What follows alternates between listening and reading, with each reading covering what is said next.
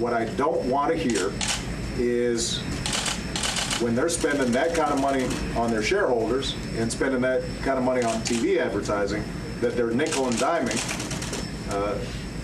fishermen. The president then headed for Grand Isle, where a thick ooze is washing ashore, and residents are divided over who's to blame. Are you angry at BP? Very. Are you angry at the president? No. Why? The man's doing all he can, I think. His hands are tied behind his back to a certain extent. I'm angry at the president. I'm angry at the way they handle things.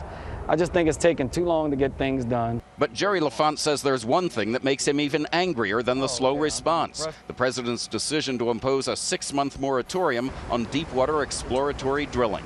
The oil spill was the nail, and what the president just did, he hammered the nail all the way through and through. He just killed our economy.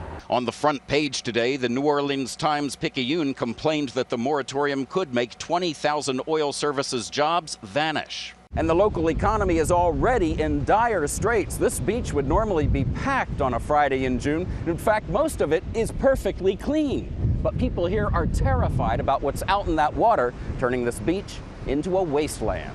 Right now, anyone who's wanting to go to the beach is usually they're coming to look at oil. The absence of tourists has many here feeling utter despair. It's completely shut it down. There's no more business. No more business at all. The president arrived here in Grand Isle late this afternoon. He's only expected to spend about 2 hours here meeting with local businessmen and fishermen. He had hoped to spend more time here, but bad weather forced him to cancel his helicopter ride to take a 2-hour motorcade down from New Orleans. When's he coming back?